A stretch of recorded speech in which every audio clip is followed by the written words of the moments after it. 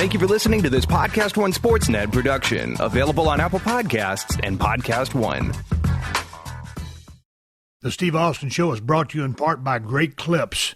At Great Clips, they want you to love your haircut. That's why they created Clip Notes. Notes that tell them what you like, so you get your same great haircut every time, anywhere. With Clip Notes, no matter which stylist cuts your hair, you'll get the haircut you want. Great Clips. It's going to be great. The following program is a PodcastOne.com production. From Hollywood, California, by way of the Broken Skull Ranch, this is the Steve Austin Show. Give me a hell yeah. Hell yeah! Now, here's Steve Austin. All right, everybody, welcome to the Steve Austin Show. I am coming to you from the mean streets of Los Angeles, California today. I'm sitting here in my office at 316 Gimmick Street. For the last week, I've been filming Broken Skull Challenge out there in Agua Dulce, California. If any of you guys listen to the podcast or watch my Twitter account, you noticed that I had a lot of water underneath my left elbow. It was an olecranon bursitis. The severity of the elbow has gone down. There's still some fluid in my elbow, and there will be for quite some time. I think as it made the news rounds, which was not my intention, it was just to give you guys a visual for the podcast. But some people assume that that was a long-term injury, that my elbow would always be like that. No, the elbow's doing fine. There's a lot of bruising around that area where the liquid has tried to displace itself into my body. But it's not a long-term injury. I'll be just fine. Just a little water on the elbow, and that's the way it goes. My voice is about to go out, though. I think my vocal cords are very strained from the intense yelling and stuff, all the activities at the show we've been doing. So I'm going to keep today's open very short because I just conducted an interview with Wade Keller from Pro Wrestling Torch. We broke down the awesome pay-per-view, NXT Takeover in Brooklyn. Wade had recommended I watch the show. This is the show where I saw the Revival, Dash and Dawson work with Johnny Gargano and Tommaso Ciampo. I pronounced his name right. And that was a hellacious match. We're going to break down that match. We're going to break down the entire card. Better late than never. The show was so good, it needed to be talked about. And some of you guys are behind schedule, just like I am. So we'll offer our opinions, insight into all the matches. And I think this was an outstanding show. Love the production values of it. Love the way this sets it apart from the main roster stage. And this is an environment to me that feels more like pro wrestling. I love the commentary team. We'll talk about all this, myself and Wade Keller. But before we get into the body of the podcast, I want to show a little appreciation for all you folks for supporting the fine sponsor of the Steve Austin Show. And one of those fine sponsors has agreed to help me do just that. Dollar Shave Club has arranged for all new members to get a month of the Executive Razor for free when you buy a tube of Dr. Carver's shave butter. So now there's no excuse not to join the millions of others who've already joined the club. DollarShaveClub.com/Steve delivers amazing razors right to your front door for about a third of the price of what those greedy razor corporations charge. That means when you become a member of DollarShaveClub.com/Steve, you can afford a great shave with a fresh blade anytime you want. And we all know how great it feels to shave with a fresh blade. I've got the executive blade, and when you pair it with Dr. Carver's shave butter, it's about the smoothest shave money can buy, and that's without breaking your bank. And Dr. Carver's shave butter ain't your average shave cream. It's a unique formula made with natural ingredients that will leave your skin feeling soft and smooth. So join DollarShaveClub.com/Steve now, and new members who buy a tube of Dr. Carver's shave butter get a month of the Executive Razor for free. Take advantage of this special offer today. Go to DollarShaveClub.com/Steve. That's DollarShaveClub.com/Steve. All right, here we go with Wade Keller. I want to apologize for my voice before we get started. I've been out filming the Broken Skull Challenge, and after yelling at people for 5 days straight, my vocal cords are under a little bit of a strain, so please bear with me. I'm talking to Wade Keller on the other end of the line. Good afternoon, Wade. How are you? Good to be here, Steve. Always fun to talk to you. Good to be here, too. Man, I know you had a busy weekend. I appreciate you making time for me. Absolutely. A couple of weeks ago, you recommended, when we were talking about SummerSlam, to go watch NXT TakeOver in Brooklyn. I watched that event, and I absolutely loved it. So I know you've been talking about this for a long time, but you haven't talked about it on this show. Every time we get together on my show, it's a home run out of the park. So let's see if we can hit a home run or, with my voice, hit a solid triple. I'll go for that. Triples are always novel and fun anyway. Hey, man, let's talk about NXT. Just the overall feel of the event there in the arena. Spectacular job of lighting. I love the way WWE goes about making NXT product feel completely different than a WWE, their main roster product. And the lighting was great. Loved the production values. And it started off with a package, some of the superstars talking about 1 year ago, what they were doing, where they were in their career. Many of them were there the year before, but many weren't. So I thought that was a really great way to start it off, and I love the lighting and production because it feels so much different than the WWE stuff on the main roster, and I love the lighting. They kind of darken that crowd a little bit. You can see the first few rows. You can see all the rows, basically. But it's a whole different setup. Your thoughts on the 1 year ago package and just the lighting in general, production value versus the main roster stuff? I'm glad we didn't jump right to the matches because I remember watching this come on when they went live to Tom Phillips and Corey Graves, and they had the spotlights shining on the crowd, moving around the building, and a great entrance or a great intro song. And it struck me the way it struck you. And I couldn't put my finger on it. I mean, you described some of it, but it is hard to put it was hard for me to put my finger on why instantly I liked NXT TakeOver's atmosphere in the exact same building compared to what I saw the next night with SummerSlam and Raw. It's not just that it's different.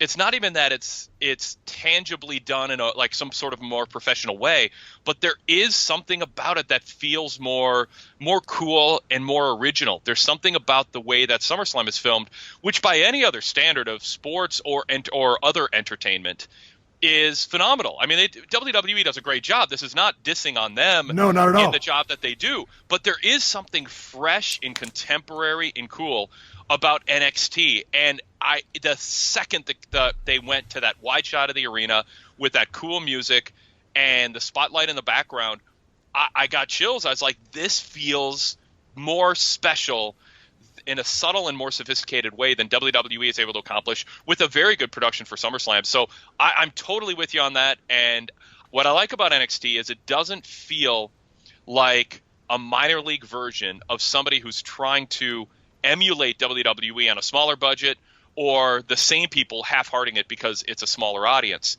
They actually have this. It gives off the vibe of somebody who is treating this like their firstborn. This is their brand. This is their show. The production team, the announcers, the wrestlers, it doesn't come across like a derivative of WWE. It's its own vision, and it's really, really done well. Well, here's what I have in my notes. What I liked about this also, when we look at the whole atmosphere, the production value of the arena, the vibe, I also really enjoyed from top to bottom the commentary on this pay-per-view by Corey Graves, and I missed the other guy's name. What is his name? Tom Phillips. Those guys did a great job. And what I also liked about this event that played into the vibe, the feel, the look, was the fact that I thought the way these guys talked about some of the things, and I'll bring them up during the matches as they happened when we start breaking those down, this feels like a sporting event. This feels like pro wrestling back in the day that I grew up watching. And the fact that they treated it like a shoot, talking about things psychology-wise, what these guys were doing to each other, some of the lines that I'll bring up later on, man, to me, so fresh. You watch the product, day in, day out. I don't have time to playing on the SummerSlam commentary. To me, these two guys, premier teamwork, premier calling, and it added to it. It made it feel like a sporting event, not a circus sideshow, not sports entertainment. It felt like pro wrestling. I dug that. I talk about this all the time on my PW Torch livecast that I do. The sports-like feel of NXT is something. I think that there are fans who grew up in the Attitude Era, post-Attitude Era, and the main exposure to pro wrestling has been WWE. If they get a glimpse of New Japan, they like the work rate, they like the cultural change, but there's something else about when you watch New Japan that I think grabs people, and that is it's treated and presented like a sport.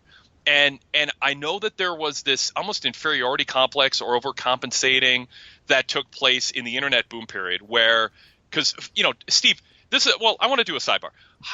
What percentage of wrestling fans thought there was nothing suspicious about the competition in the ring in the 1980s? There was nothing suspicious about it at all.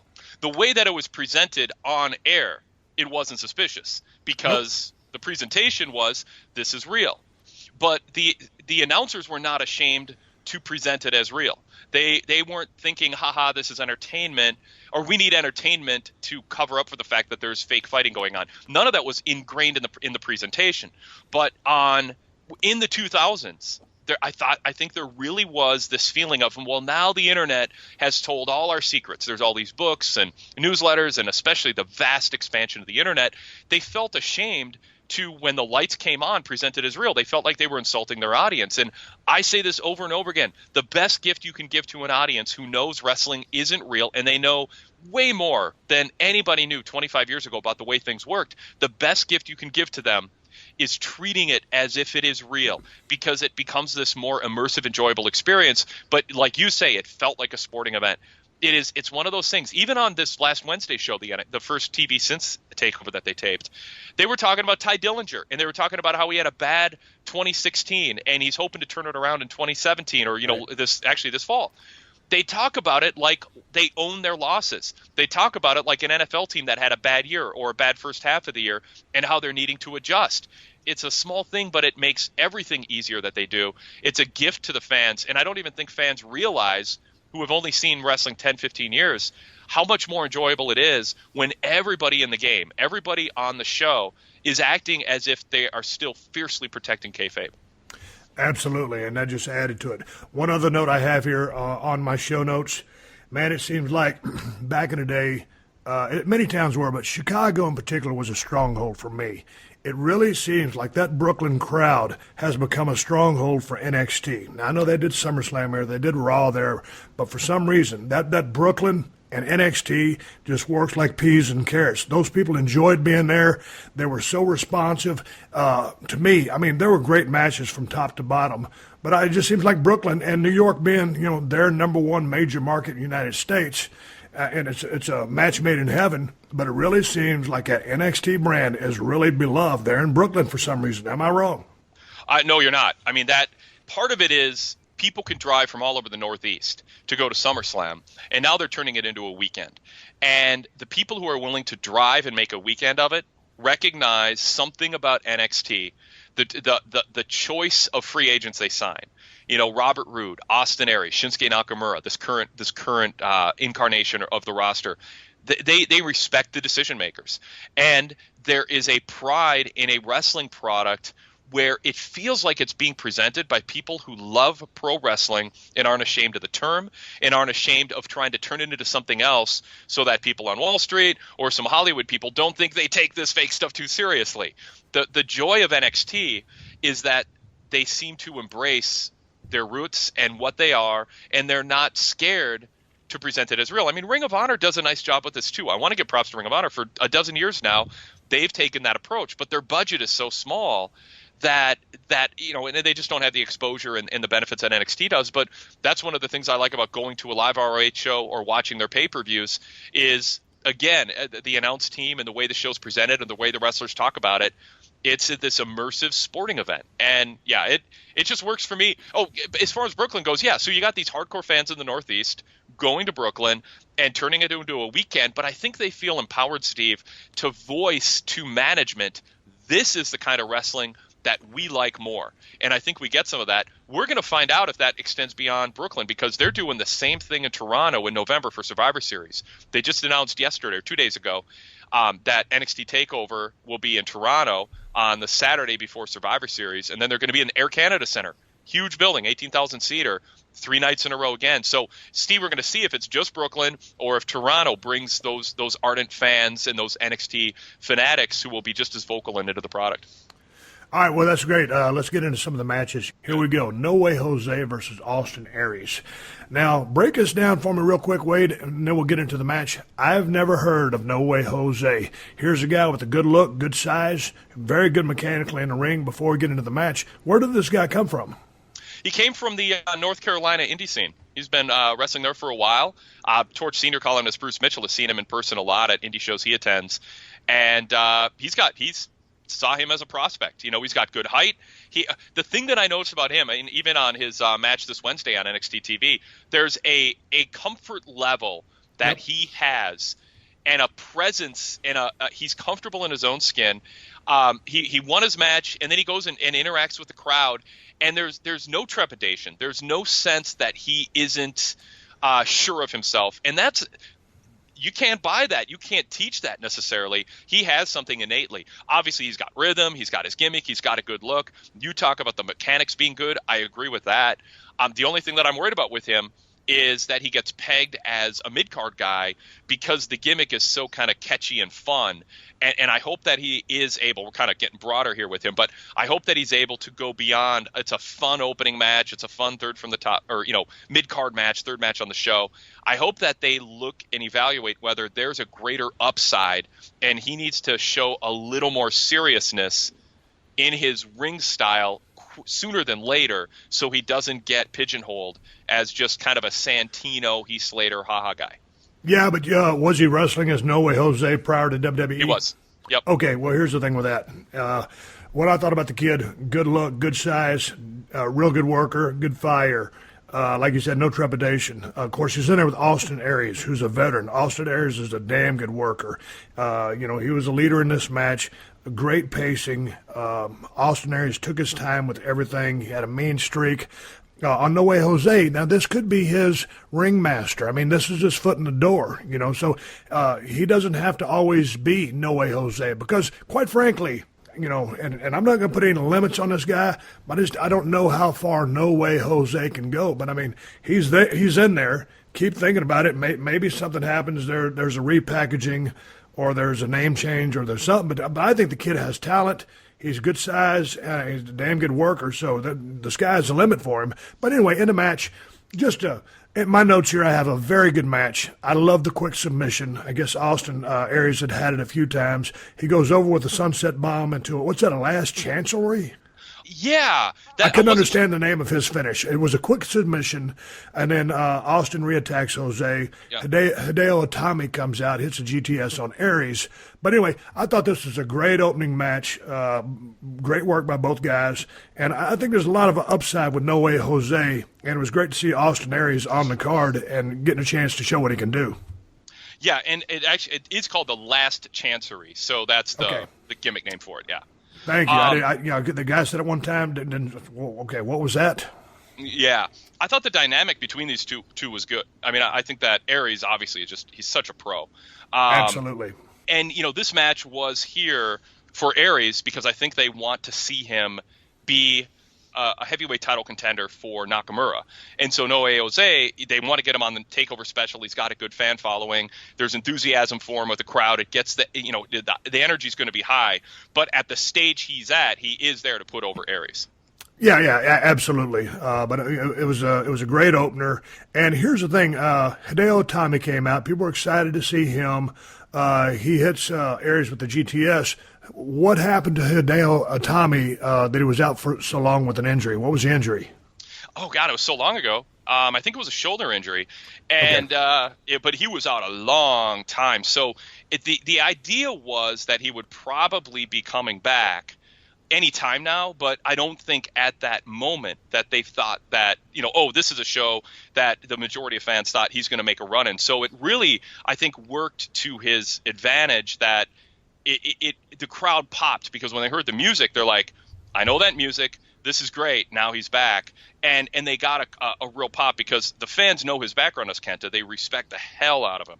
And this was an opportunity for him to come back into the mix against a guy like Aries who has arrived since he got injured.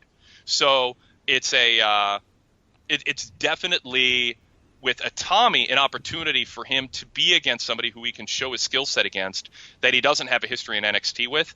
And in the end, the question is, do they put Aries over to move him against Nakamura, or is this planting a seed for these two to eventually fight for the heavyweight title if Aries is a guy who takes it from Nakamura when Shinsuke, hopefully sooner than later, gets called up to the main roster? But how has Aries been booked? Has he got enough wins under his belt? I haven't watched the product, but I mean, guy's a real good worker, good look, and they should take him seriously. And I think he can have some damn good matches with Nakamura. Yeah, and just to confirm it was a shoulder injury. I just looked it up. I was almost positive it was, but it was way back in, was it like over a year ago that he ended up with the injury. So he was out for a long time, had surgery. But yeah, I mean, the idea of a Tommy, given his background as Kenta, even though he's older in age at 35, the idea that he can just jump right into the main event scene with that Brooklyn crowd we talked about, that NXT mentality, right. He absolutely is a guy who, when he left, was being built up to that position. I actually think being gone almost builds up the mystique. It's like, okay, he's finally back. Let's see him against some of these newer guys. Yeah, and it comes back with impact. Good-looking kid comes down. Good to see him back from the injury. Okay, I need a minute to thank the great sponsors of the Steve Austin Show. They're the ones who let me do this for you twice a week for free. And thanks to all you guys for supporting my sponsors like DraftKings. Man, the pro season starts on Thursday. The Broncos take on the Panthers in Denver, and that means Denver fans will see what new starting quarterback Trevor Siemian can do. And hey, if you like what you see on Thursday, you'll be able to draft Trevor to play your one-week fantasy team at DraftKings. Playing one-week fantasy at DraftKings means no season-long commitments. You ain't stuck with the same players week after week, and you don't have to worry about injuries decimating your lineup. And right now, in DraftKings Week 1 contest, you have a shot to win a piece of the $100,000 in prizes they're awarding just this weekend. And if you use my promo code Steve, you can play for free with your first deposit. So get to DraftKings now and pick your contest, draft your players, and follow your team live. And DraftKings has something for everyone. They have 50-50 contests where the top half of all entries win cash. They also have a contest for beginners, so you have a chance to win even if you aren't an armchair quarterback. You can create custom leagues or join an existing league. So get to DraftKings.com now and use the promo code Steve to play for free with your first deposit. Again, that's my promo code Steve at DraftKings.com to play for free for your share of $100,000 this weekend. Eligibility restrictions may apply. See website for details. Let's go to the second match. I'll let you start this one off. It was Billie Kay. I did some research on her from Sydney, Australia, and then Ember Moon. And I'd seen the GIFs or the memes, whatever they call them on Twitter, about the finish of this match. But I didn't know anything about Ember Moon. How long has she been around? You know what? I didn't know a lot about either of these women going into the match, but I know that they made a big deal in this match that because they had the recent call-ups, that they have been replenishing the division. They did so again even on this week's TV show with a couple of women, and they've been trying to replenish it because they with Asuka probably going up to the main roster but losing Bayley to the main roster and her getting a big push, they have to replenish this division. And so they have Ember Moon, first of all, has been wrestling since 2007, and she's best known for her work in Shimmer, the women's only group. Okay. And so she had a good reputation there, and then she just came over to NXT last year. And so there were a lot of eyes wondering, how is she going to fit in here? And is she going to be somebody who can fill out it? Because NXT has such a good reputation for the women's division. I mean, the main roster is just built around these women. Absolutely. And so Ember Moon came in, and the idea is she is a memorable worker. The way we talk about No Way Jose being memorable. Ember Moon presents herself in a way where you're like, all right, she's more than just somebody just learning. She's somebody who's been there, figured out who she is. What did you think of her presentation and the way that she carried herself? Oh, I loved it, and I love the fact that, she was kind of yelling or growling, to show that aggressiveness or the fire, and she was uninhibited. So I thought, in my notes here, I have nice work and sequences. I love that hold by Billie Kay. I thought from a technical standpoint, the comeback came kind of from nowhere and not in a traditional sense. Billie Kay went over with Ember Moon went over with a flying stunner, I guess you could call it. It was spectacular. I have a very nice match by both women. I love the aggressive nature by both of them, in particular the aggressive by Billie Kay. I've never heard of this chick. And, she's kind of early on in the first couple of sequences, a little bit of telegraphing, but, man, I thought both girls could pretty damn good workers, both of them right now. Love the fire from Ember Moon. Now, that finish, I don't know how you pull off that finish. I mean, it kind of reminds me of an advanced version of Bob Eaton dropping that Alabama Jam. You know, when you come down on your butt all those times from all those turnbuckles, can really catch up to you. But I really enjoyed that match. Both girls were really aggressive. Billie Kay really laying in those shots on the back of Ember Moon. Ember Moon with tremendous fashion. There was nothing manufactured about it. It was real. I really liked it. I really liked it a lot. I love the aggressive nature, and I give that match a big thumbs up. Did you is the stunner off the ropes like that, a leaping stunner, something that you would kind of raise an eyebrow at going, oh, I don't know if you can pull that off against most opponents, or is that not something that seems overly dangerous or complex or difficult to make look good? Wow, I don't know. Just from looking at it, Billie Kay was right there in the right spot at the right time, and she sold it tremendous. I mean, she went stiff as a board just laying there. It seems kind of risky. You know, as long as the person's there and, you know, she keeps landing on her backside the way she is, it'll be fine. But is it risky? Yes, I have to say yes to that. Now, is it a health risk every time she does it? Is someone's life at stake? No. It's just one of those things that you don't pull off. I don't think every single time you do it, but she sure nailed it on this one, and that's all that counts for right now because this is what we're talking about. Well, one little touch in this match, too, that I made note of on the commentary, you know, we talk about a sporting event-like feel. Ember Moon winning means more if she beats a somebody. And it was just a little comment from Corey Graves, but I remember him saying that, you know, Billie Kay, you know, all this hype for Ember Moon arriving, you know, this 9-year veteran arriving here in NXT at TakeOver, but Ember Moon, he said that Billie Kay felt that she wasn't receiving the hype she deserved. And kind of talked about how maybe she's been resting on her laurels and that this is a time for her to step up and show that she shouldn't be leapfrogged.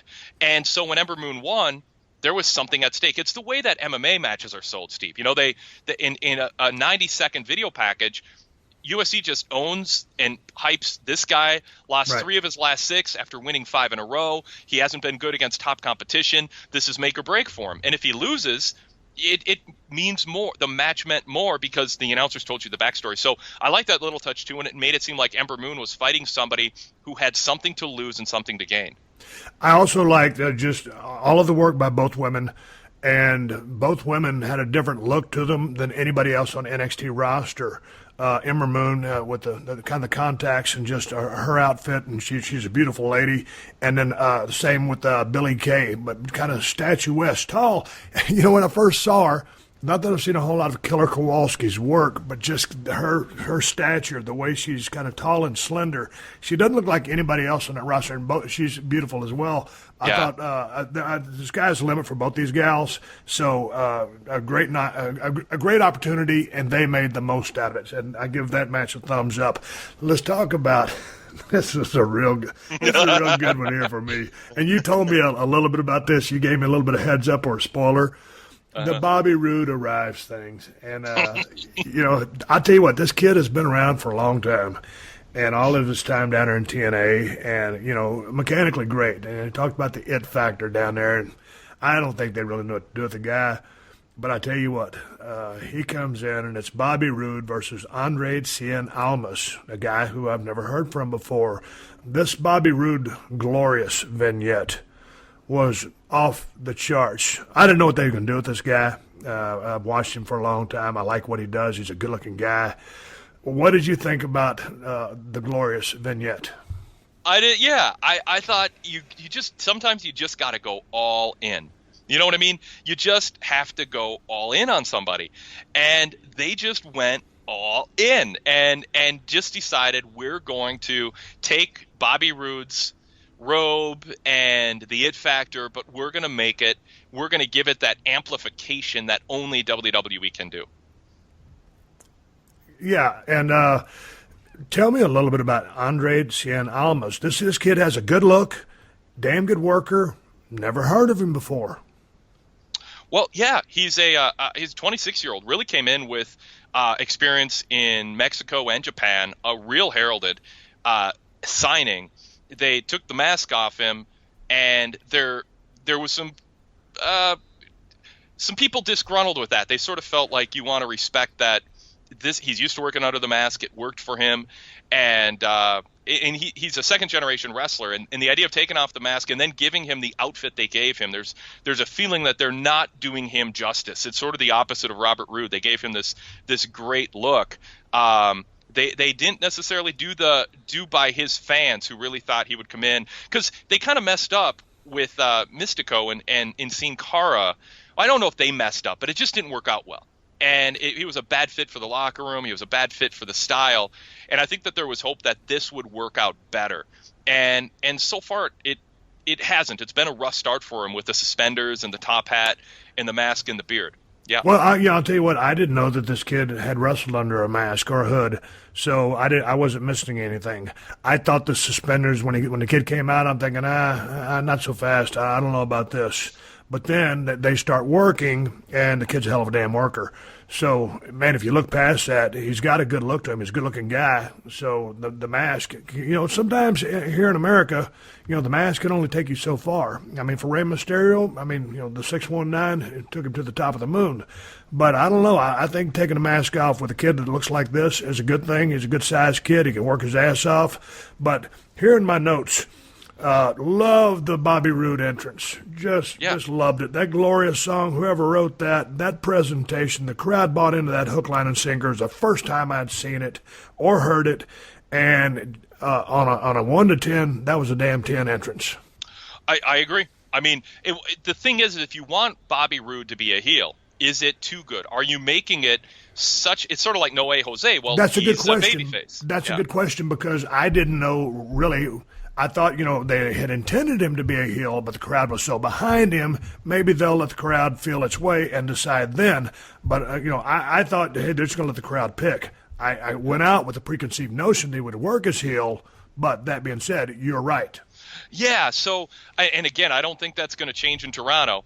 Bobby being a Canadian, I think he's going to get a huge babyface pop. I don't want to be the babyface opposite of him. And I guess from a booking standpoint, you can, if they knew that it was going to work so much, or if it was going to work so well, is it fair for Andrade to put him in there when he's already kind of struggling to get over? And Andrade in Mexico, he faced the same thing. He was supposed to be this adored babyface, second-generation wrestler, and kind of like happened with Roman Reigns a little bit, the fans rejected him, and they ended up turning him heel, and he got over more. I don't know if they're headed to the same path with him this way, or in WWE, but there is something about him. And again, that happened with the mask. Now, without the mask, the dynamic might be a little bit different. He lost his mask right before coming to WWE, in part because I think he suspected he might be wrestling without the mask in WWE, and he wanted to cash in a mask match. But he's somebody to watch, because he was when he wrestled at age 18, he was supposedly this breakout star. He was that number 1 overall draft pick, and he's had a good track record of getting better, showing personality in wrestling.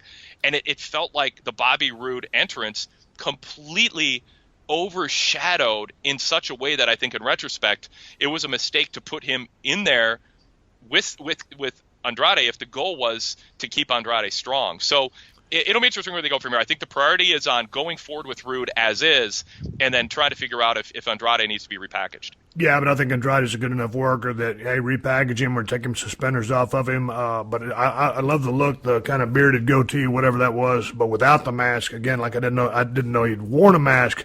So I think the future's bright for this kid. I like his presence. I like his charisma. That little spot where he ends up, hanging on the second and third ropes after, Bobby allegedly threw him in there.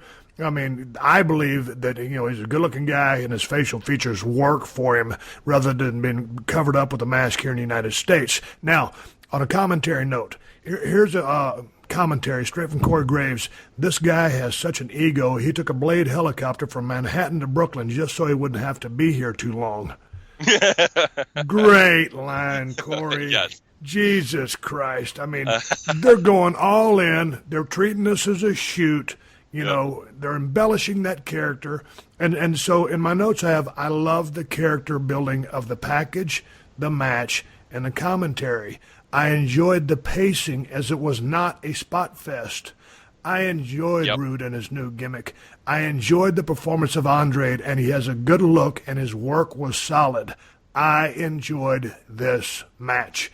And, of course, Roode goes over with whatever it was. I thought it was a great pacing. It was all about building the character of Roode here. And it wasn't to send Andre out as a jobber. He was the supporting member. He was his opponent. But this match was built for Bobby Roode and the glorious thing. And it was in fact glorious. It was that good. And again, the match wasn't. You're not gonna win match of the year. Yeah, it wasn't designed to be a 4-star match. It wasn't designed to be that. It's about getting that character over. There's plenty of times to have a match of the year. This was a very good match, perfectly paced. Everything they did meant something, and I loved the story. And it was refreshing not to see everybody ricocheting off the ropes, guys jerking guys off the mat and winging them in, with not giving them a chance to sell. So it was a breath of fresh air. Didn't know what to expect out of it. What I found out was this is a great gimmick for Roode. Andre's a damn good worker, and the sky's the limit. Roode goes over. It's a character-building moment, and the crowd loved the hell out of it. Win-win. And it's not that they didn't give Andrade a chance. I mean, he did a really nice springboard corkscrew plancha from inside the ring onto Roode at ringside. He got to show that he's got something. And I mean, he was smooth. You see that magic that Omos has that people want to see WWE capitalize on. But you're right. This was about ultimately Roode making a statement by saying, I'm the veteran. I'm new to NXT, but I'm the veteran, and I'm putting you. You're 13 years younger than me. I'm putting you in your place. I'm better than you, and it's part of the journey that Andrade Cien Omos is on too, which is he went up against a guy with this reputation that preceded him, and he lost, and that can be used to Omos's advantage if they play that right. And here's the thing, Andrade, fired up a couple of times in there real hard and organically. It wasn't forced. The kid has fire, and that crowd just, because I think they were so enamored with the Roode thing and the glorious thing, didn't quite come for him, in the sense that he wanted. But the timing was there. His effort was correct. It was just that crowd was so enamored with Roode or whatever, or they didn't really know who Andrade was, or the push, or everything that WWE has been doing for him so far hasn't built him up to that status. But within the structure of the match, I think this kid's got it, and he's going to be just fine. I think part of what you're seeing with the NXT crowds, too, is they're more familiar with ROH, TNA, and New Japan, and not CMLL. And so I think that there's less of a grace period, or they're being less forgiving of what they don't like about what they're seeing with Andrade's gimmick.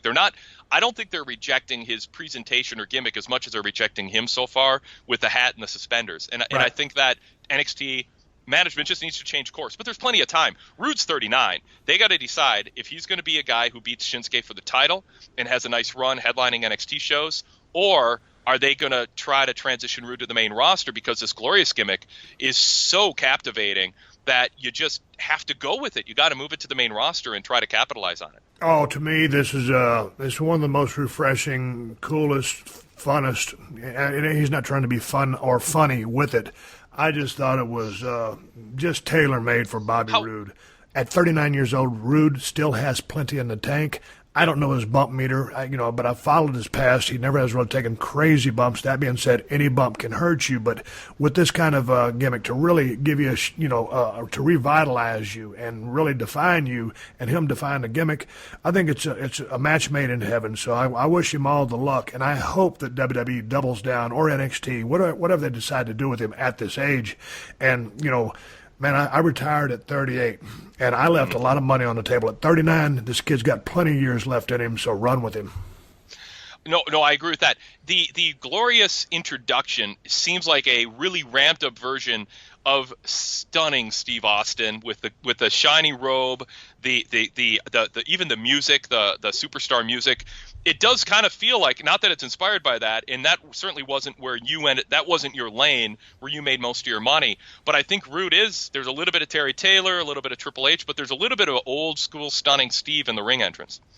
Well, and I kind of go back. I don't really see it, but that's because I've been hitting the head with so many steel chairs just because of the name, and he's a good-looking guy. Sometimes I kind of think of Rick Rude when I think of Bobby Roode, and he's kind of a serious-natured promo by nature, but he's his own man. I love the gimmick. I thought it was a really good match. I hope both guys are proud of themselves, and props to Andre. I hope he gets the break he's looking for.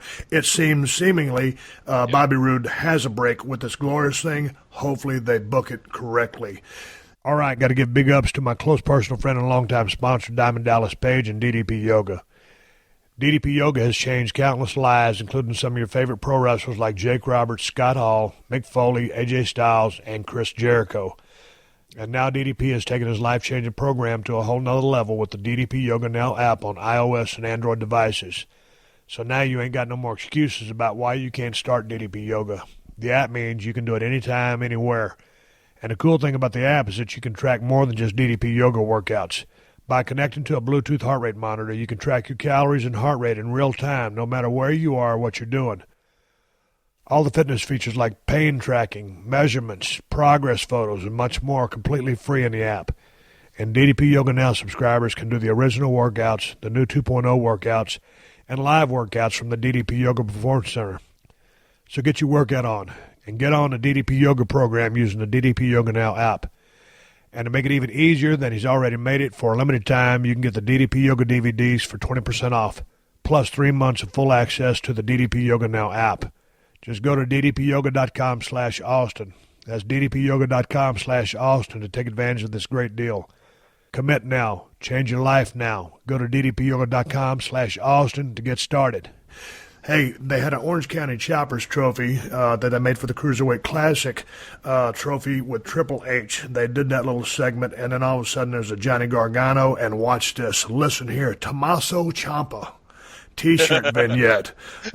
He gave me a little bit of grief on the last podcast for mispronouncing his name and said only his grandmother mispronounced him. So anyway, the Revival vignette setting up the tag match with Gargano and Ciampa. Nicely done. And let's go ahead and talk about this match. I had these guys on my podcast. It's the Revival, Scott Dawson and Dash Wilder versus Gargano and Ciampo. And this was a barn burner from start to finish. And I think, as you said, I think it was one of your favorite matches of 2016. It was. I am people listen to me all the time. No, I am a stickler for efficiency. I've just been following this too long to stand by and watch guys use up 2 years worth of bumps in one match where 95% of the bumps are forgotten by the time the match is over. This is a clinic in how to take, in 2016, audiences who think they know everything. They're gonna chant "You deserve it" at Kevin Owens when he wins a world title on Raw. You deserve it, even though he's a heel and he won in completely unfair circumstances, with Triple H basically winning it for him. They're still gonna pop for him because, well, he has his indie credibility, and we know he paid his dues. So those smart fans who think they know everything, what do? They react instantly and to getting totally invested in Dash and Dawson as heels. I loved it. It showed you can still do it. Every once in a while, somebody says, "Oh, Wade, you're a little too romantic for the way things were done in the past, and you're showing your age and wanting to. It's not the 1980s anymore." And I'm like, I believe I know what I'm talking about when I say that there are things that were lost in the Monday Night War era that absolutely translate into any century, much less any decade, Steve, when it comes to watching people fight and how to promote it. Yeah, I loved, going for that first hot tag, and one of the guys was there, I guess, to pull Gargano off, or whoever it was, and then the pulling the ref when Dawson topples in the ring, and then there's the tag made. Referee didn't see it.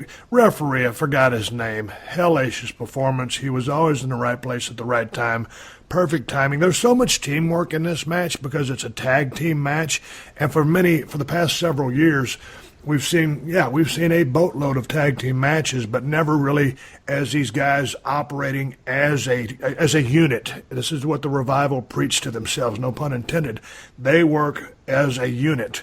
And so there's so much. The tags when Dawson's sending a guy in from just whipping a guy in from an Irish whip or from a headlock position to Dawson to Dash on the outside, or vice versa, pulling the ref, powdering, Jesus Christ, a lost art, powdering, starting that match off, grabbing that arm, and not being afraid to take a powder. So just in my notes, I have incredible match, one of my favorite matches I've seen.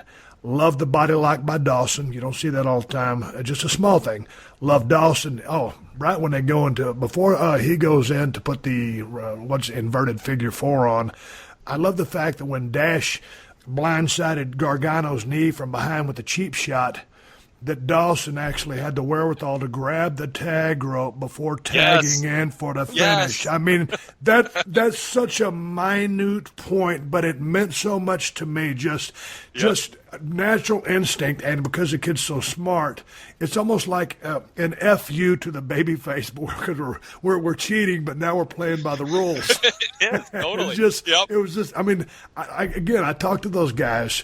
As I watched this match, I started smiling, and by the time I was finished with it, I was laughing because I was having so much enjoyment watching all these techniques employed that have been lost through the cracks, through the years, because tag team wrestling has ceased to exist at the level these guys have it at. And so the referee work was awesome, as the timing and teamwork of revival. Gargano and Ciampo were terrific. Those guys had tremendous fire. They sold their ass off. There was that one ring-clearing moment where they both got up on the turnbuckles and yelled to the crowd, and that was organic and that was real, and it wasn't pandering. Nobody weighed in this match pandered to the crowd or begged them to cheer. That crowd bought in because it was a hellacious match, and I tell you what, that Gargano and Ciampo make a great tag team. The standing O for Gargano and Ciampo at the end. I love the exit by Gargano and Ciampo. And what I mean by this is this was a designed part of the show where they were so disappointed that illegal clip by Dash and then the inverted figure four after they had jumped off the top turnbuckle to set that hold up. And those two guys were so disappointed. Listen, here's the thing. When I first went to the WWE, I was getting beat like a drum every damn night. I was working with guys like Bret Hart, Shawn Michaels, so I was happy to be in the ring with them. And I was, paying my dues over there. They beating me like a drum every night. When these guys got beat, there were so many false finishes, and you just knew that this was the one. Just by the way Gargano or Ciampo was hooking that leg, that this could be the last one, and it never was until that screw job finish by the heels. But when they showed those two guys just spent standing there in the ring, all the disappointment on their face, their world had just collapsed, and that crowd appreciated that performance, and those guys kind of gave each other a little bit of a hug. And that crowd had invested emotionally in those two guys. Revival had been the epic heels they were, left with the heat. There was real heat there at the finish. They left. What a great moment. And going down in defeat, those guys rose up and got over more than they were by losing. Sure, it would have been great if they won the tag titles. It would have been great. But they lost, and they got over by losing. Or let me explain. They got over more than they were by losing. Absolutely, and I first of all, I'm really happy you liked the match, obviously, because right as it happened, right as it was happening, or right when it was over, I texted you, and I'm like, "Are you watching this?" And my credibility was on the line a little bit. If you were like, "Yeah, it was all right, Wade, but what's the big deal?" I really, and one of the reasons I texted you as soon as I watched it, and I thought of you, is that it's tag wrestling. It's the great 80s style tag team era subtleties that both teams employed. And I knew that you would recognize things that even my eye can't see. As a wrestler, put together those matches, worked as a Hollywood Blondes, did so much. It's not just tag wrestling stuff that they did. It was single stuff they did. Like there was one point where Dawson went for the pin and it was Ciampo kicked out. And and these are little subtle things that mean more than another dive out of the ring or another flying Superman punch. He looked a little exasperated, and he had this moment of hesitation because he was thinking, what should I do next? Because that didn't work. I'm frustrated. And he didn't just know what he was going to do next. He took that extra 1 second not to pause, like you said, not to pander for boos or beg for cheers or get cheap heat. It was a frustrated heels thinking, what strategically should I do next to win?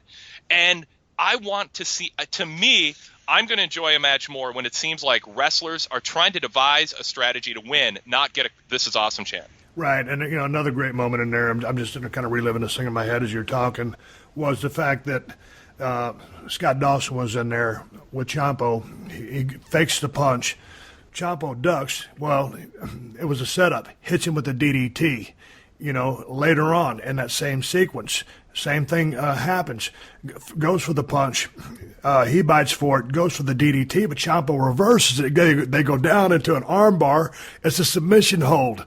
A dash has to come from the other side of the ring to hit Ciampo on the back to break the hold. So at first he fools him, and then Ciampo fools him back. So little things, the little things like that were premier in the match as well. So I got a kick out of the match. It was one of the best matches I've seen in a long time. And let me see, am I leaving anything out? I think we've got it covered. But again, good work, great work by the referee, and just a hellacious story.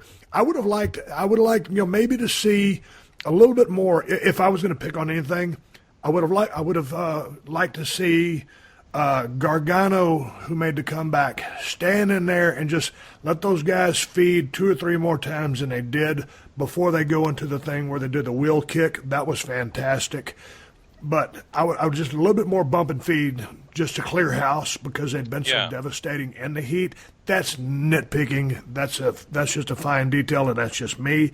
Again, you couldn't make this match any more better than it was. That's just food for thought. And another thing that I liked about this is it was such a contrast to what Ring of Honor had done the night before on their pay-per-view, Death Before Dishonor, where there was almost a sense of, I don't want to, it sounds maybe overstating it, but at the risk of overstating it, a sense of desperation that the wrestlers felt they would lose the crowd if they weren't doing something at every moment that was going to possibly get them a "This is awesome" chant or an ooh or an ah. And what I loved about this tag match is it had a confidence of patience. They knew that the last 8 minutes of this match would mean more if the first 11 built slowly, told the story, established some long-term selling, but they didn't lose the crowd. They weren't arrogant, like, well, we're just going to hold this chin lock because that's how it was done in the mid-'70s. Like, it wasn't like this, we're going to redefine things. They held the crowd, but they did so in a way that I think the grand total energy and heat expended by the fans emotionally was greater by the end of the 19 minutes because they paced themselves so well in the first 11. Absolutely, and the story that they were telling was so good. It made sense. It was logical. And they weren't trying to pop the crowd from start to finish by, hey, we're going to give you a razzle-dazzle high spot so you can cheer for the baby faces. Hey, man, They took powders. You got mad at them for taking powders. They shined the babies up, and it came time to get some heat. They did, and then they kicked it into overdrive, and then the illegal chop block on Gargano. Gargano, man, if Gargano could have held on, nitpick one more time, just 3 or 4 seconds, looked like he's going to tap, but no, and then finally tap. If he'd have milked that a frog hair more, it maybe could have been more epic. That's hindsight being 2020. Yeah. No, this is. I want every wrestler to watch this match and understand why it worked, and understand the economy of bumps, the economy of high spots, and the psychology that led to a crescendo.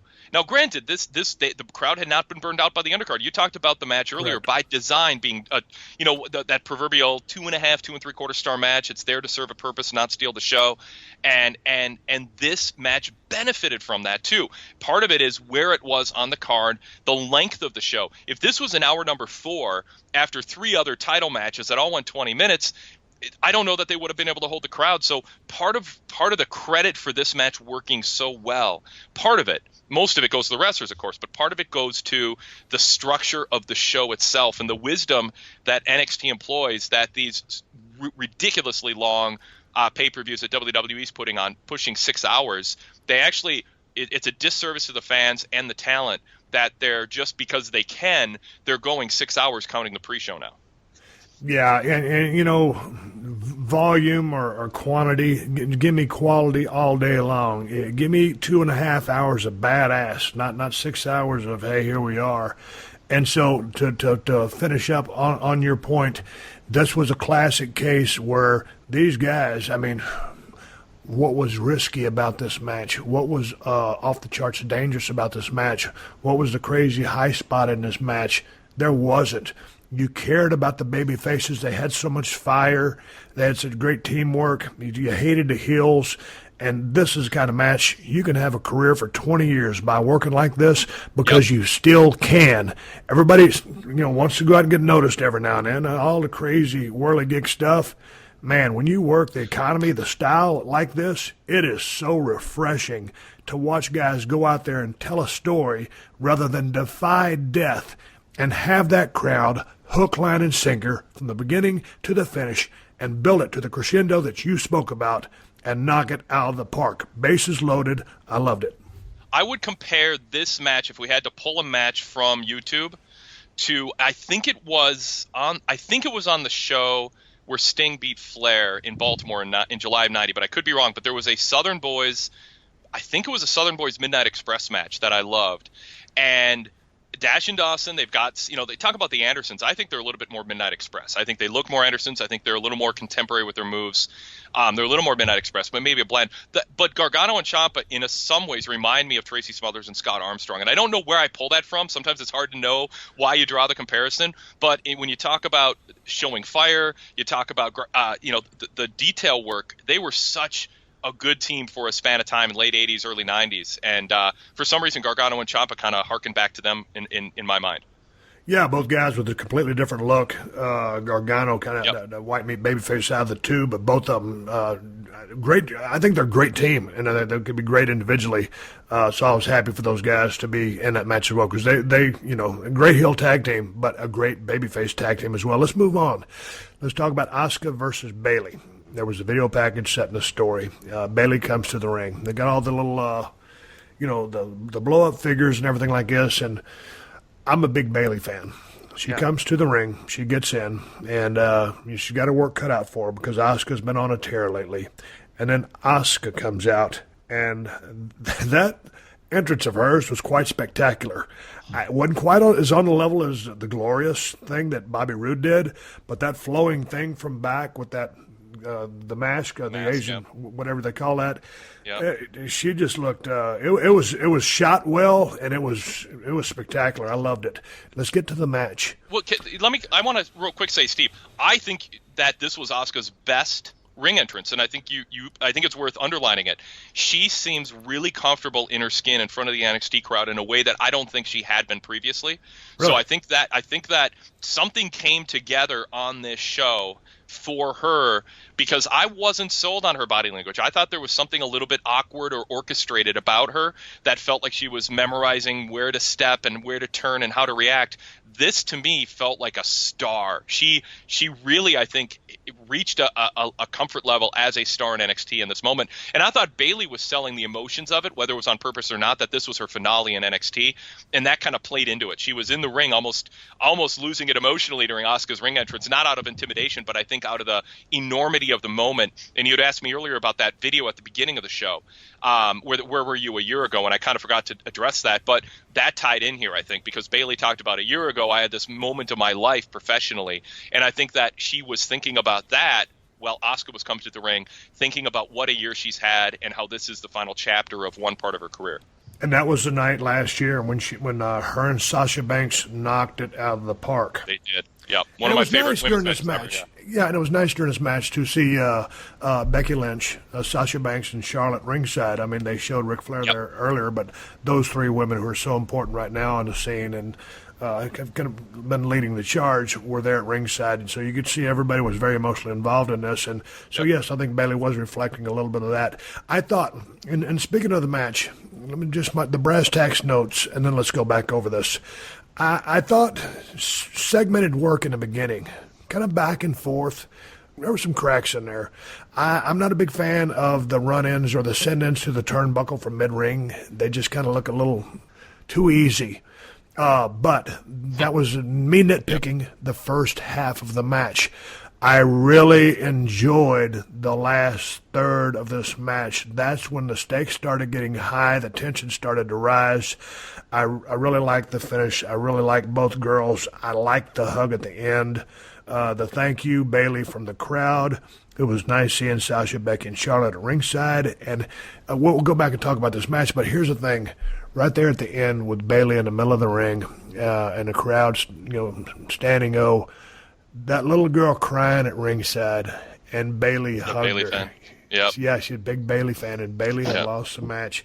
And that little girl, probably 6, 7, 8 years old, was crying, and Bayley went over and gave her a hug. That's how much these kids love this young lady. and I think she's super over, and she's very talented. I just was a little discombobulated with the beginning of the match, but that last third was lights out good, and I love the finish. It was different than last year's match, and I agree with you. I think the second half was stronger than the first half. I think that the thing with Asuka when she's really on, and Bayley she doesn't look like she can, but she can, is dish it back. The physicalness of this, and that's one of the things that people like about Asuka in her whole career in Japan, is how physically she brings it. I was watching the Liv Morgan Aliyah match on NXT from this past Wednesday, two younger women coming up through the ranks, and by the end, it's sort of like with Carmella sometimes too, even the Bella sometimes. It feels soft. It feels like, Lou Thez would always say it derogatory. All they do is they're tumblers now. They're tumblers now. Right. And there's something about the women's matches where it looks a little bit like they're tumbling. I think what people love about Asuka is, it's a throwback to Jumping Bomb Angels a little bit, in that there's some high spots, but there's a toughness to what she does. And Bayley was able to match it, but she does so with her personality. It's unexpected. Now, if you follow her, you expect it, but her body type and her personality and what gets her over, and I hope she doesn't lose this in the way that she's allowed to work or instructed to work on the main roster, is it's unassuming, and then when she gets fired up, and she got fired up here, she fired up so well. We talk about the way Greg Gagne would get the hot tag in the AWA, Steve, as one of the best guys coming in for a hot tag. Yeah. Bayley almost gave herself a hot tag in this match when Asuka just started hitting her hard, and she's like, that's it. That's it. I've had enough. The adrenaline is here. I'm turning it up. It's pedal to the metal, and it's just the crowd was right with her with it. So that's where things really picked up near the end. Yeah, I just wish they would have. Again, the beginning just was what it was, but by the time, again, for me, it was that back third, and that's I'd talked about it with a friend of mine. In skimming over the pay-per-view, I caught the last 4 minutes of it, and Someone asked me what I thought about the match. I said, well, I just caught the last 4 minutes, but it was epic. So the finish was phenomenal, hard hitting. Didn't hurt Bayley at all. They're pushing Asuka like a monster right now, but just the way Asuka, I don't know whether she's construed as a heel or babyface because I don't watch the show, but the way she, Bayley obviously extremely disappointed and not winning, and Asuka just kind of nudging her, hey, get up, and they hugged, and it was just like. It was actually like Josh Barnett and Andre Arlovski last night. Yeah, I don't know if you saw that, Steve, on Fight Pass, but Arlovski lost and Barnett just nudged him up and said, "Get up, let me raise your hand." And it was kind of like that. Two people went to war. There was earned respect, and the winner helped the loser up and said, "You brought out a great fight in me." Absolutely, that's what I liked about that. And again, I think the crowd was giving Bayley a standing O and cheering for her, and that little girl crying. So she's really, really over. The loss didn't hurt her at all. I think it could have. Everybody wants to win, but when you do lose, you can get over. You can remain the same, or you can dip down. She got over even more than she was, and she's got a great future ahead of her. And I love what she's doing right now. And props to Asuka for bringing it. It was a hell of a contest, and all the girls ringside really added to the moment as well, I thought. I like that NXT does that. I like that in NXT, the celebrities are the wrestlers, like at a UFC event. And in WWE, the celebrities are whichever celebrity is willing to show up and be on camera. And I don't think I sound like I'm saying that's a bad thing that WWE does it. I get why they do it. I think they should do it. But in NXT, they have this great circumstance that they take advantage of, which is there is alum. It's like at a college football game. If an old Heisman Trophy winner from 5 years ago shows up, you show them. NXT takes advantage of that, and it's something that they could choose not to do. We don't want to draw attention to the talent that left us, but there's no reason to do that. What you want to do is make it seem like what's happening tonight is so important that not only does Charlotte show up, but in the past, John Cena shows up. Like the top stars from the main roster want to be there to see this next generation, or these veterans who they might be having to face next show up. All right, let's move on, Wade. Let's talk about the main event. Samoa Joe versus Shinsuke Nakamura. And I had the video package, and it showed Mick and Noel Foley at ringside. Let me give a shout-out to Mick and Noel. After SummerSlam, I got a chance to watch 15 minutes of the first Holy Foley. I haven't got a chance to see the rest of them. But I have thoroughly enjoyed that first half of that show. I heard that the other episodes were even better. but I really enjoyed it. So congrats to Mick and Noel. From what I've heard, the show is very well received, and I enjoyed what I saw. So it was good to see them ringside, and so proud of Mick for getting the GM job or whatever they call him, and also the reality show there. And those two are just dynamic on TV today. The whole family is, and I like the way they're shooting it. So congrats to them. Finn Balor was at ringside. Let's talk about the entrance. As violinist comes out, and he is off the charts good. He plays this song for Shinsuke Nakamura to come out as he is a challenger. And I'll tell you what, I'm a big fan of the Shinsuke Nakamura guy. That guy played a hell of a violin. But by the time Shinsuke got in the ring, man, I was ready for that match to start. It was just a little too much, a little too long for my likings. Please give me your thoughts, Wade. Well, for people who think we don't disagree often enough, I'm going to disagree with you here. I loved that ring entrance. Every second of it, I loved it. I was emotionally moved by the live violin playing. I thought it matched the moment that you have this big star from Japan getting his title shot on this premier NXT annual event. I thought Shinsuke was fantastic. It was long. I'm no doubt about it, and I wouldn't have wanted it to go longer. But I really relished I thought it tapped into the emotions of the crowd. I thought it was just having that violin play, that one of my favorite entrance songs ever, and to have that violin play it live in person like that, I thought it was one of those entrances where sometimes WrestleMania goes a little over the top with the costumes or the extras that are part of it, and that's great. That's part of WrestleMania. This was NXT's great kind of zone of taking a regular ring entrance and making it special by having somebody play the violin live. Well, it was cool. Like I said, that guy played his ass off, and he was spectacular. And as is Shinsuke. Guy is charismatic. What a worker. We'll get into the match. But, boy, I tell you what, I was ready for that match to start way sooner. You know what? I will say this, too, Steve. Joe's entrance was a perfect counter. It was like, boom, boom, boom, like Joe's all business. I thought it was a perfect contrast, too. So I was ready for the match, but that's because I thought the ring entrances actually set the tone really well with Joe's contrast, all business, coming out as champion. By the time I'd got through watching the entire pay-per-view and saw that entrance, I stopped writing down my notes. But I did write this down as I was sitting on my couch. I have hell of a match, exclamation point, exclamation point, exclamation point. Man, and here's the thing, Wade. I didn't know what to expect when these guys went out there because I know what kind of work Joe can do. I've only seen a limited amount of Shinsuke stuff, but obviously, he can work his ass off. We all know that. The charisma is off the charts. I didn't know what Joe was going to do. And here's the thing. Let me say this about Samoa Joe. I wish he'd have been around in WWE back when I was in my prime because this is a guy that I would have loved to tangle with. That's what I think about this guy. That's high praise. I thought this match was off the charts. They started off with that lockup and then, a couple of those kicks and that one time where when Joe slapped Shinsuke and Shinsuke came right back. and so they set the tone right there. And it wasn't just chain wrestling and high spots and, it was just that kind of, Japanese-style match. And the crowd, for me, didn't really know what to expect.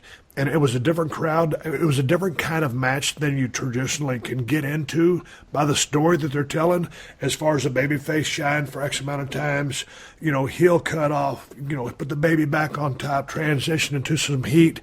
It was back and forth, but just the telling of the story, the holds that they were working, the scrambles that they went through, I love this match. And I'd like to hear what you think about it because I didn't hear what you said about it on your show. Yeah. Love the finish, the Kinshasa, whatever they call it, finally at the end for the very finish. But there was lots of great work here. Sometimes, me being a nitpicker than I am, there could have been a little bit more sense of urgency. Early on, Joe was taking his time on those covers, and this was picked up by the commentary team about, hey, Joe's taking his time here. And, Joe knew it was going to be a war, going back to all of his other matches from ROH and stuff like that. This guy has been around the horn. But a couple of times in there, just an explosion of aggressiveness because he is a little bit of a bully. He does have that mean streak just to change the pace of Frog's Hair. But just a premier match, in my opinion, and I absolutely loved it. You take your part with this and tell me your thoughts. I'm glad you loved it as much as you did because I wouldn't say that I was doubting myself, but I found myself in the minority in this. They could have been a victim of expectations for people who are big fans of their work, but I felt like I liked the match more than most did, but I think I liked it equivalent to you. I thought the deliberateness of Joe, the all business, I'm going to methodically beat you down at my pace, I do things my way, worked well. And again, you have to take into account that, or I think if you're Joe and Nakamura, you have to take into account, and I think they did, that they just finished up this really emotional send-off for Bayley in a match that had an incredible last 5 to 8 minute crescendo. Before that, a tag title match that could have worn out the crowd emotionally a little bit. And so it's long ring entrances, and then you had Joe and Nakamura. It was one of my favorite pre-match mouthing off to each other. They're not yelling, but they're each doing their little hand symbols, their facial expressions. Joe's like, I'm going to put you to sleep. Nakamura's making his just signature, like hilarious, but not in a ha-ha way. Just in a, oh, he totally scored with Joe through his body language and the way he made fun of and reacted to Joe trying to intimidate him. All of that was there. I thought Joe, as the reigning badass champion, paced the beginning of the match really well and did so with a style that I really liked.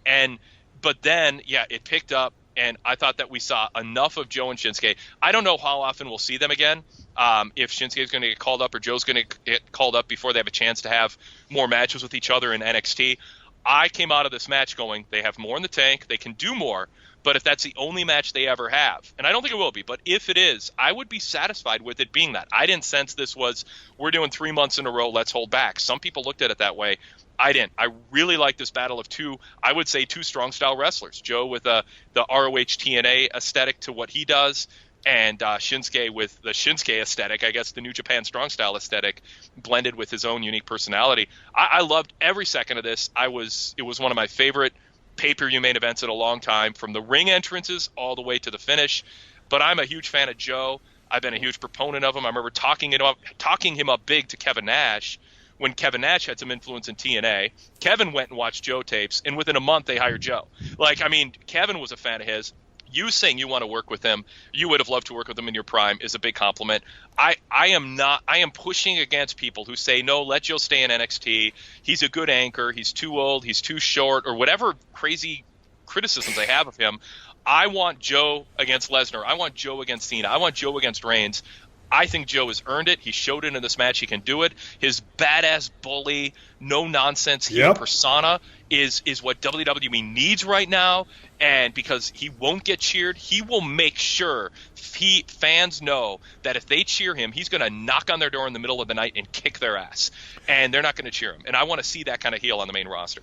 Man, you watch that guy, transition to the different holes and the scrambles that they were going through. At first, he grabbed that arm, just working the arm, and Shinsuke really, he's squealing almost, selling that arm. Great salesmanship by Shinsuke.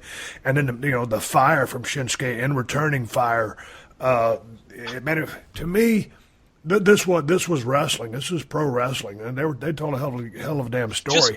I agree. Yeah, just the headlock, but the body language and the posture of that headlock, power. I got you, bitch. You ain't going nowhere. And it was with malice, and Shinsuke tries to throw him off, and Joe's like, "I'm going to squeeze harder." Yeah. Yep. But going to what you said, I think, Samoa Joe goes down. Kinshasa, 2, I guess, it took to beat him. But just some great work in there, building to that finish. But I think just exactly what you said. I'd love to see him work with Brock. I'd love to see him work with Samoa Joe, AJ Styles. Any of the top guys, I'd like to see Joe work with. And for the people to say he ain't fancy enough or he ain't got a good enough body or his ring, hey, man, I'm talking about a worker. Here's the thing. Everything in this business is subjective. But from my eyes, from where I've been, I like the hell out of Samoa Joe, and I'd love to see him on the big stage where he needs to be in there with the best they got, because he's one of the best there is, period. And people who look at, well, if you look 10 years ago, he and AJ were just tearing down TNA rings, and it's like, if you look at Joe's ROH title reign, I think it's one of the most diverse. It was one of the greatest runs for any world champion. Yes, it was smaller crowds. It didn't sell out the Tokyo Dome, but the diversity of opponents Joe faced and the various styles he wrestled against such a wide array of opponents is among the top tier. Now he's 10 years older. He's slower. He's put on more weight. I think people who know how good he was then use that against him more than they should. Don't use how agile he was back then against the fact that he's not now. He's a different wrestler now.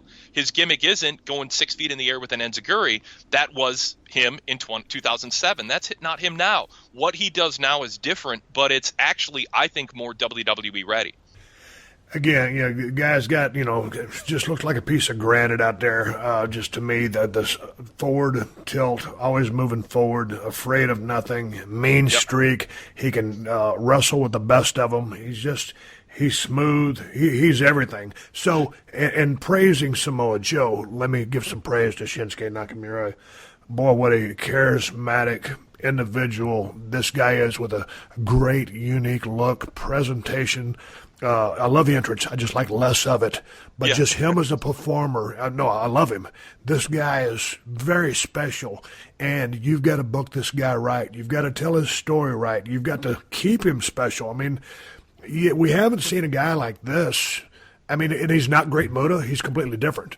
But, when was the last time you saw a guy from Japan come over here in a big promotion and have the opportunity that could be in front of this guy? You haven't. No, I like him better than I love Great Muta. I mean, it was phenomenal on those Clash of Champions specials, seeing him come out and the moonsault back when that was like a big deal because people hadn't seen it as much before. I mean, Muta was great. Shinsuke has a chance to go way higher than Muta. He's better. He did his first promo. But you got to understand. But you got to put him in the right perspective. Look where Great Muta was back then, and he was just a guy coming over doing shots. He wasn't going to be. This is Shinsuke. He's a part of the main roster. So keep that in perspective. Muta, make no mistake about it.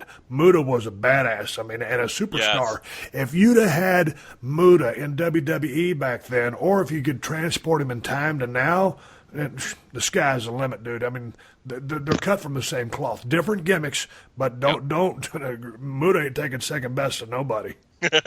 and the promo Shinsuke cut on NXT this last Wednesday, is talking about I'm world champion. It's the end of the Joe era. It is the strong style era. Like he's got the broken English. It's not like it's not this great promo, but there's something. There's something about him it's a little bit Mick Jagger, it's a little bit Michael Jackson, it's a little like there's all Freddie Mercury. It's just Shinsuke, but there's a genuineness and a likability to him that I don't think there's a way that they can turn him heel. And I don't think they'll do that on the main roster, but I hope they don't, because I just think they're going up against a headwind if they try to get fans to boo this guy. No, don't try to get fans to boo this guy. I mean, look at his look. I mean, good looking. He wears the mouthpiece, the outfit. I mean, he's a fan of Freddie Mercury, Michael Jackson. All those guys were influential in him, and his body movement, his language, that rock star kind of look he has. He's a special guy. You don't turn this guy heel. This guy's a main attraction, and I love the broken English, because he speaks enough of it that you can get his point. He's not going to go out there and talk you into the building, but all he needs to do is get his point across. King of strong style. Hey, if that's, I'm minimizing, so don't, in the world of PC, as long as he can just get his message across, that's all I need. And I know that when I'm cheering for him, I'm yelling, go Shinsuke. Hey, he understands me, because there's not a language barrier. He's not fluent, but he gets that I love him. And there's a little bit of a Dusty Rhodes lisp in his promos too. That's actually, again, endearing, charismatic, distinctive. I just think he's phenomenal. And I do want to say too, like with Joe, when I say that he's not the same Joe as back in 2007, he's still like he starts not even at mid-ring, but like halfway to the corner. He can turn on the jets and collide in the corner with his opponent with a corner splash. He still has a suddenness to him that goes against what you would expect for somebody his size. And then the drop immediately goes into the drop down enziguri. And then I know he did the dive through the ropes with the flying forearm. He still does that stuff, but it's not what he does. It's not the main thing that gets him over now. It's a little icing on the cake, but it's that badass, this guy, if he went to MMA, I bet he'd do well, persona that he gives off that, again, not a lot of guys on the top have. Hey, in wrapping up this pay-per-view, I love the production. I love the way they made it look and feel. I think all the performers, all the wrestlers, all the sports entertainers, whatever you want to call them, went out there and crushed this one. This was a great card. And as you mentioned, the way they built this card with purpose and to, shine the light on the right spots that they needed to shine it on for the people to knock it out of the park, and they all did.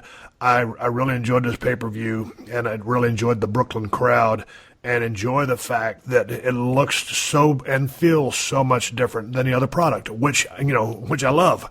But this is different, and in a sense, they've built their own competition. They did, and I think what they did is they created this petri dish off to the side to see, hey, does this way work in 2016? Let's stay out of it. Let's let a different visionary, let's let Triple H hire his group, his people. He's been doing this for years, trying to get a group of his people ready who think like him, who he learns from, who he respects, and can execute a different vision. And yes, some of NXT cynically is this side project to build confidence in Wall Street that Triple H can be the guy to take over this company someday. But if it results in a product this damn good, time after time after time, I don't care if there's any ulterior motive. I don't care if Triple H is getting a little too much credit or not enough or what. I don't care about the politics. What I know is this is the type of wrestling that I love, but I also objectively know in my heart it is the type of wrestling that will draw the most money. I really believe that. Steve, I want to sneak in a quick correction because I did a little research on the show. No Way Jose did a similar gimmick with the dancing and the cadence and all that. He did not go by No Way Jose on the indie scene, but he had it's just an amplification, kind of like with Robert Roode, but he played both a heel and a face, did a lot of the dancing, but I don't want to get wrong information out there. No Way Jose was a creation of the NXT people that I was just speaking of. Okay, and going back to the point you were making about this product, man, well, when I watched this, and it seems like, I don't know what the attendance is these days at the WWE shows. It's probably a little bit down, the ratings, maybe making a little bit of a comeback. But now, when I watch what these NXT people are doing, or what Triple H, or to speak to Wall Street, watch what Triple H is doing with NXT, man, to me, this is making a comeback because I want to watch this. You're not insulting my intelligence. You're letting me suspend my disbelief, and I'm willing to. Just exactly. You keep bringing it. You keep bringing it in the fashion you're bringing it because, man, I'll sit there and just chuckle the whole time because I'm like, hey, they're shooting with me here. They're buying in, and I'm buying in too. So let's keep doing it together. I love the presentation. If they keep doing this, I think they'll make a comeback. There's no reference to any inside information. There's no reference to internet fans. There's no reference to I deserve a better push or I hate this gimmick. All of that stuff that TNA has been hung up on for 14 years, that it's held them back. All the stuff that I roll my eyes at, trying to recreate this. We're coming up on the 20th anniversary of it, the Survivor Series, Screwjob of Brett, trying to fool the fans. Forget all that stuff. You said the key word, Steve. You're willing to believe. Give fans a story to believe in, and they will embrace it. They'll immerse themselves in it. They will follow it. And NXT is a living, breathing example of it. They do so much right. And you're right. Granted, they have the advantage of not doing 3-4 hour pay-per-views every month. They only do these big shows for 2.5 hours every couple months. They have a 1 hour weekly show. That's built in as structurally to their advantage. But you take that away, there's still things that they do fundamentally that is a lost art. And I just can't praise enough how many little things they do better that a whole 2 generations of fans have never seen done, but they're experiencing it now. And those things add up. They make a difference, and it works. I do, so let's don't beat a dead horse. Wade, tell the people where they can find you and everything that you do. I do a live podcast after Raw and after SmackDown. As soon as the show ends, I'm on the air. Call us, listen. Find out more details at pwtorchlivecast.com. I also do pwtorch.com, news, TV results, live paper results, all the written reports, great features. Check us out, pwtorch.com. Also, MMAtorch.com. CM Punk fighting this Saturday, Steve. We got tons of coverage of CM Punk press conference, my analysis of what he's saying, what Mickey Gall is saying. We'll have live coverage of that fight Saturday, but join us every day. Every day we've got something new on CM Punk. We are all in on this. We can cover Punk better than anybody because I've been following him from the beginning. And you can follow me on Twitter at @TheWadeKeller. My coupon code still applies if you want to become a VIP member. Just use the coupon code TAKEOVER16. And if you use that, you get $5 off a VIP membership. Find out details at pwtorch.com/govip. Hit rewind. That's a lot of information, but go check that out. I do podcasts every day and a bunch of websites, so check it out. Wade, enjoyed talking to you. Thanks for helping a brother out. It was fun breaking down this pay-per-view. I'm glad you recommended it to me because it was damn sure worth watching. And, hey, I might have been 2 weeks behind on it, but it was really worth watching and talking about because this is an important movement. This is an important step or a continuation of steps in the right direction. And, again, with the announcers doing what they're doing, with the guys and gals doing what they're doing within the framework of the NXT umbrella, I love it, and I'm a fan. I always want to be a fan. I don't want to come across as a grizzled veteran when I'm voicing my opinion. When I get a chance to talk about these people doing what they do, what I got a chance to do for 13, 14 years, it's just a highlight of my day. So swig a beer to everybody down there at NXT under that WWE umbrella. Wade, I appreciate it. Steve, I was excited when you said you wanted to talk about this show. I think things move too quickly in this world, and 2 weeks should not be too long of a time to go back and look at a show this good. So I think it was relevant and a good discussion. Absolutely. I'll catch you down the road. Thanks, Steve. All right, everybody, give me the go-home cue. It's time to wrap up this podcast and ride off in sunset. Before I do, I want to thank Wade Keller, Pro Wrestling Torch, for helping me break down this pay-per-view. What I've got for you to watch is on the WWE Network. It's TakeOver NXT in Brooklyn. This was one hell of a card. If you haven't seen it, if you want to watch pro wrestling, they can call it sports entertainment, but this is pro wrestling. Watch this show. I thought this highly of this event and highly recommended. I thought all the talent from top to bottom got off. Surprise performances from a lot of people that I'd never heard of and had been paying a lot of dues and learning the craft. So this is a great event. Much respect to NXT for the production values, for making it look and feel like pro wrestling, and for all the guys and gals on the card. Y'all knocked it out of the park. And shout out to the crowd there in Brooklyn. Y'all rocked the house and blew the roof off a couple of times. I dug it the most. Hey, before I get into a couple of reminders, I want to thank Ryan over at Pro Wrestling Tees for getting all my shirts ready for Broken Skull Challenge. They did a lot of work, did a lot of good work. So thanks again, Ryan, to all you guys at Pro Wrestling Tees. All these T-shirt designs are going to be available at BrokenSkullRanch.com. They're going to be on a new episode of Broken Skull Challenge, which I'm filming right now. I'm going to make them available real soon. Broken Skull IPA continues to be the number one IPA in the USA from El Segundo Brewing Company. In Cali, it's at Whole Foods and Total Wine. If you want to order it to be delivered to your house, go to BrokenSkullRanch.com and there's a link. Also, the Cold Steel Broken Skull Knife, Steve Austin, is at BrokenSkullRanch.com. And I appreciate the word-of-mouth advertising you guys are doing on behalf of this podcast. I don't have an advertising budget. I appreciate y'all supporting the sponsors of the Steve Austin podcast because they're the ones that let me do this for you free twice a week. Once again, big thanks to ddpyoga.com/Austin. Get 20% off the DDP Yoga DVDs and 3 months of full access to the DDP Yoga Now app for a limited time. Big thanks to DraftKings. Use my promo code Steve to play for free with your first deposit. To the Dollar Shave Club. Join the dollarshaveclub.com/Steve now. All new members who buy a tube of Dr. Carver shave butter will get a month of the executive razor for free. And, of course, a big thank you to Amazon, who have been supporting this podcast since day one. If you use my Amazon links whenever you do any online shopping, Amazon will kick back a couple of bucks to the podcast. It does not cost you anything extra. There are no hidden fees or charges. And you can find my Amazon links by going to PodcastOne.com, clicking the Killer Deals button on the top right corner of the page, and then hitting the Steve Austin Show button. I got Amazon links for Amazon USA, Amazon UK, and Amazon Canada. Bookmark it so you find it in one click. Hey, the 60-second AP News headlines are coming up next. Until then, my name is Steve Austin, and I will catch your ass down the road. Download new episodes of The Steve Austin Show every Tuesday at PodcastOne.com. That's PodcastOne.com.